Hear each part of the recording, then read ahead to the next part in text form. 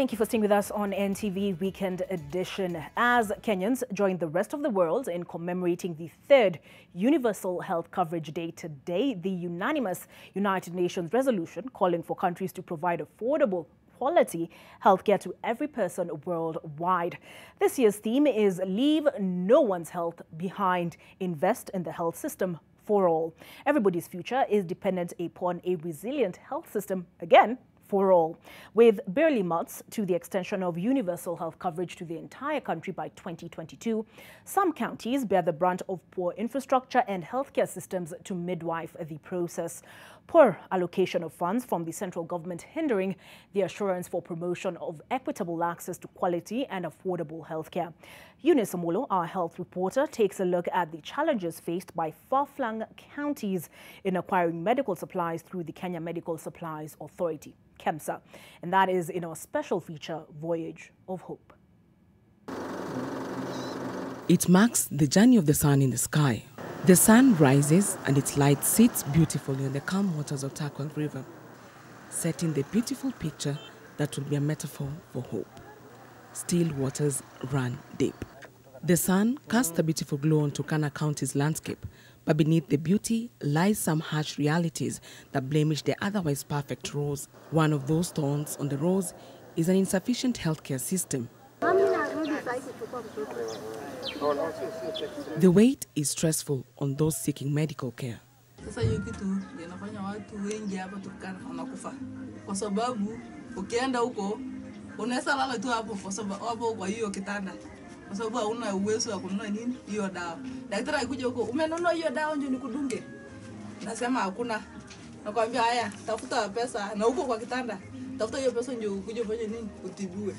Like for injectable artesunate, it's quite little.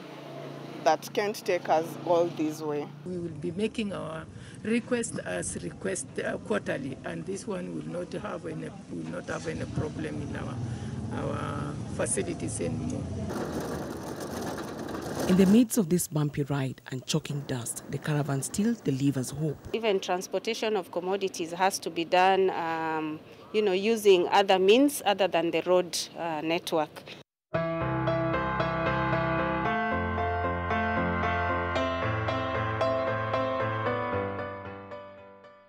In the sun-drenched Lodwar town in Turkana County, under the blistering heat and the scorching sun, day-to-day activities attended to by its residents. Amidst the daily toil, the county, just like many far-flung counties in the northeastern part of Kenya, hauls a load that has affected distribution of essential healthcare commodities. Brenda Napos has been lying here since morning. She has malaria, and due to lack of drugs at the nearby health facility and money to buy from privately owned chemists, she chose to stay at home.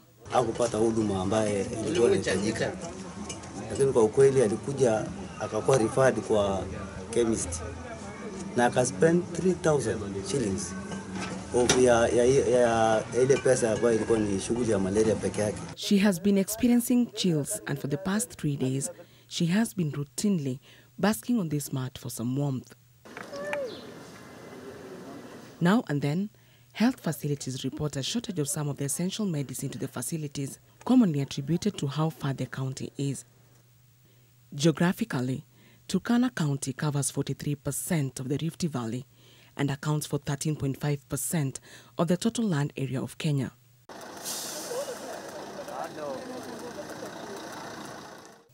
The Kenya Medical Supplies Authority, a government entity mandated to procure and distribute medical supplies to public health facilities across the country, faces some bottlenecks in ensuring counties as vast as Turkana receive the supplies on time.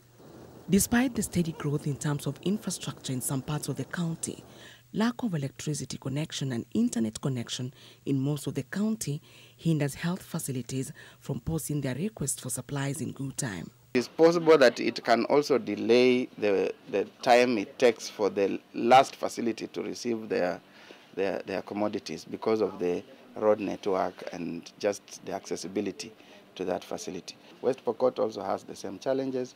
There are some places like Sok in West Pokot that are very difficult. The challenges start from the ordering point, because sometimes, like a place like Turkana, sometimes the far-fetched facilities like in Kibich sub-county may not even have internet for them to be able to place the order through the system. Consequentially, patients have to wait for so long to get drugs or go without them. There was a time also we had a challenge with the supply of paracetamol, but right now we have paracetamol and we have supplied them. So the issue was not from the side of the county, it was from the side of KEMSA in terms of lack of those few items. Joyce Ameput, a mother of 3 and a resident of Kambimoto in Lodwar, knows too well how deep the cost of buying drugs can dent a pocket. Nikaenda huko nikapimwa, nilikuwa na 200. Nikatumia 200 hospitali, ikaisha. Kupima, sijui kutumwa wapi kwa kitabu, hiyo pesa ikaisha. Na nikarudi. Nikaandikiwa madawa. Sasa kuandikiwa madawa, nikaenda kwa dirisha, akaniambia enda dirisha enda chukua dawa. Kwenda huko niambia pesa ninaitakana shilingi 100, 600. Na hiyo shilingi 600 sikuwa na hata shilingi 10. She does menial jobs like washing clothes for a few hundred shillings. On a good day, she gets up to 300 Kenya shillings, but these jobs are not guaranteed daily. Unabidi tu ukuje, utarudi tu nyumbani. Hakuna vile jinsi unaweza pata huko dawa. Unarudi tu nyumbani, ukuje hapa nyumbani uhangaike, kama kuna mtu yako mwenye anajiweza, uende tu uombe pesa, uende ujitibu. The COVID-19 pandemic also affected the supply of some of essential commodities, such as gloves, making the availability scarce or not even available. Tulinunua hiyo gloves shilingi 50 kwa chemist. Anasema hospitali hakuna. Hata zingine hata madawa hii ya kudungwa hii yenye na kwa hospitali ya bure.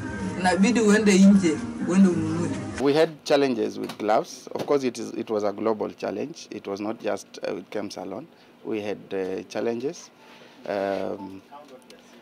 Some suppliers that we had contracted also changed their price, and so we had to start the process afresh, and that caused a lot of delay. The mandate of drug distribution within Turkana County stretches beyond dispensing within local catchment area. Refugees who reside in Kakuma Camp and Kalobei settlement get their drugs through the county administration. Such trucks are used to transport medical commodities from Nairobi to Lodwar County Referral Hospital as the central stopping point. Ideally, the journey takes between 13 to 15 hours by road, but longer with such vehicles. Unaanza safari kama tulianza juzi. Tukaanza pande ya KEMSA, tukakuja kwa barabara, kuna mvua, kuna matatizo ya mvua. Mahali yuko mvua huwezi kibia, unaenda taratibu. Mahali unakuta saa ingine gari zimeanguka barabara, unafungiwa zaidi ya masaa 3, zaidi ya masaa 4. Alafu na dawa inatakikana ifike mahali inatakikana. Sasa hapo unakuwa makini sana. The road is not always safe. We've had experiences where our vehicles or the transporter vehicles have been ambushed, and usually then we have to seek support from the counties on how we can collaborate to ensure that the facilities receive the commodities. Mahali gine unaweza enda na security. Kama huku pande ya Kapendo huwezi peleka dawa ukiwa peke yako. On this day, Turkana County receiving supplies worth 36 million shillings, which will be distributed to the various facilities. Everything has been catered now with the KEMSA. We have all the essential drugs.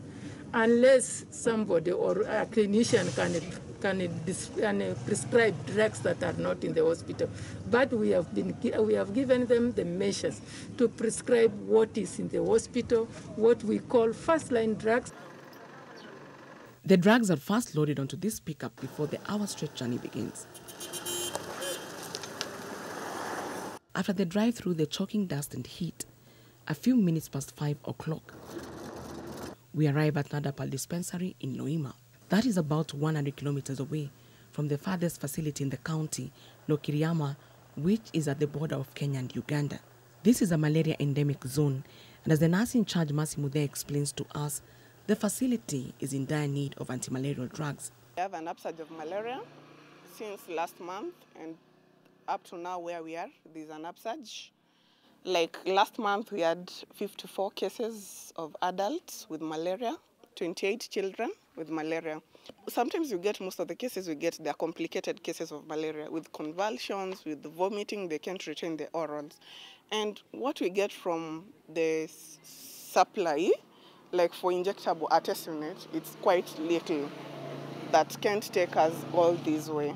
Like the consignment we got, I think 2 weeks ago, around 30 pieces of artesunate, we are done, completely done. Like currently we don't have AL6, and if you ask, they tell you even from KEMSA, they don't have that supply. So it has been a challenge because when you try to source from other dispensaries, they don't have AL6. So AL6 has been a problem. Actually, I think it's across the county. But for the rest, at least we have the supplies. Actually, I had talked to the sub-county pharmacist, and he had told me there's a consignment that was coming. So I expected a lot of injectables, but I didn't get. I don't think I've got any injectable. It's not part of this. Other essential drugs, some of them, we were expecting and we got them. For now, the consignment that Mercy has received will cater to the immediate need for the patients seeking services at this facility.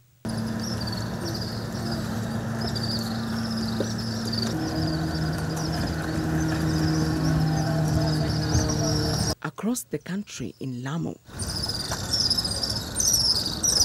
As we set out to Lamu West, sails are set for the caravan to Faza Town on the north coast on Pate Island. As we set out to Lamu West, I send out a little prayer for safe return. Boats have capsized and fishermen disappeared. It is a gamble, but an important journey to ensure that this consignment makes it across the ocean. Counties like Lamu, you know, it's an island, and even transportation of commodities has to be done, you know, using other means other than the road network. We are actually looking at use of drones, and this is part of the KEMSA reforms mitigation measures that we are looking into. We make a stop in the middle of the ocean. The boat needs refueling if we are to make it to Pate Island on time before the tide goes low. The journey continues. Half an hour later, we arrive. But we are too late. Sasa hapa itabidi tusimame, ngoje maji yaende, alafu tu walk from here.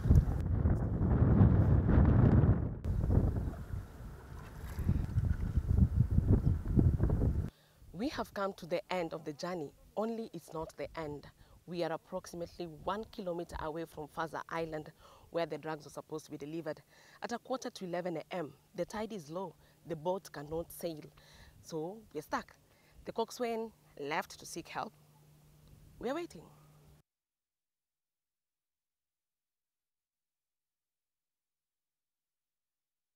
Meanwhile, the iceberg meant to keep cold chain medical supplies has begun to melt. In KEMSA, there are 48 hours drugs. Then, to mean you have to deliver within 48 hours. So these are some of the cold chain drugs. So what we actually do, if we are from our wells, that is KEMSA wells, we have to put them in our icebergs. Let's say from Nairobi to Mombasa, if we reach at our depot Mombasa, we have to stop there. We change the ice packs.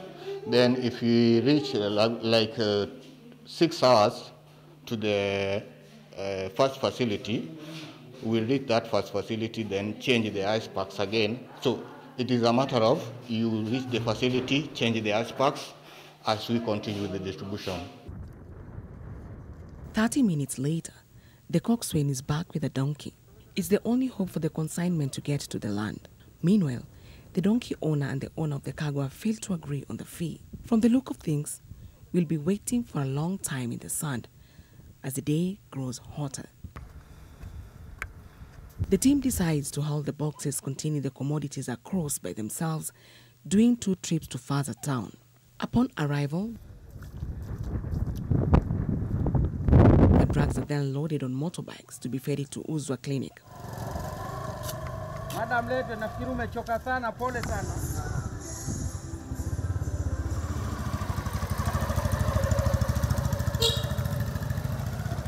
Procedurally, the drugs are received and the cold chain drugs immediately put under refrigeration.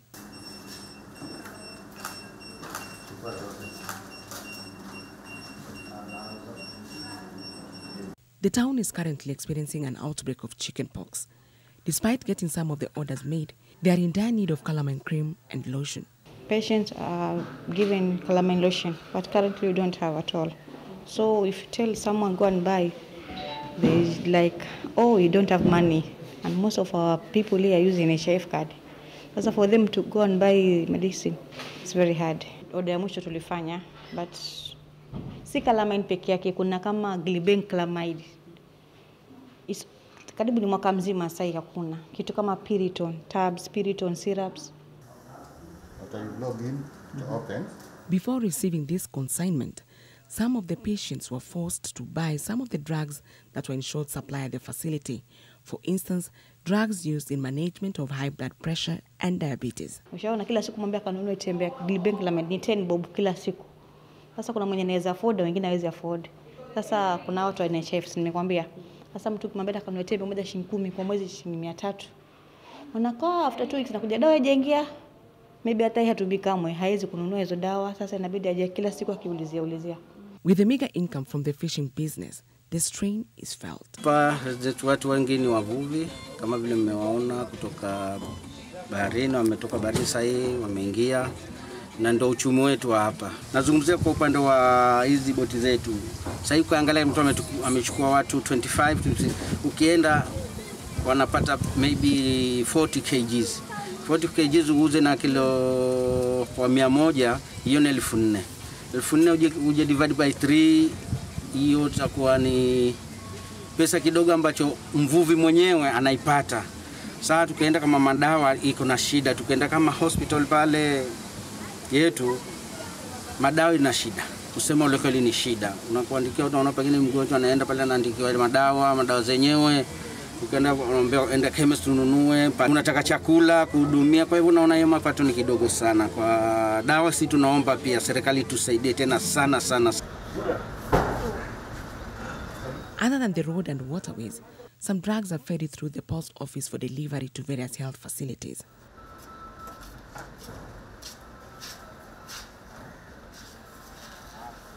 Long distances, inaccessibility of health facilities are not only some of the challenges that face KEMSA in ensuring that caravan reaches every corner of the country. As it stands, over 1 billion Kenya shillings is owed to KEMSA by counties, which as a result affects restocking of the commodities, causing delays. Unethical diversion of drugs have also been cited as a reason for lost stock of drugs in counties. Kazi serikali inafanya budget. All these budgets include madawa na kila kitu inaenda kwa wananchi. Then ikifika pale inakuwa kwamba ati wewe umetoa pale unapeleka kwa duka yako ndogo. Sasa kwa ukweli maisha nini? The other day when we were receiving the meds order, we were very stunned and even advised that if any of our staff is involved in pilferage of government drugs, we will be able to take appropriate action against those staff.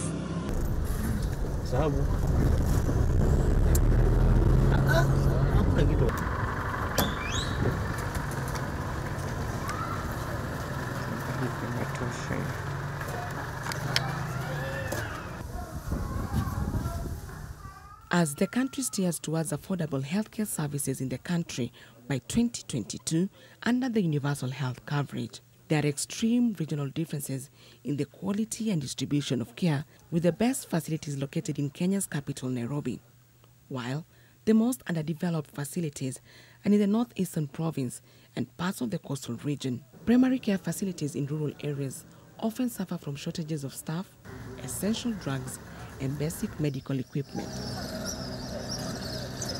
It is the hope of counties such as these that rely on 99% public healthcare the bottlenecks will be reduced, if not curbed soon. Eunice Omolo, NTV.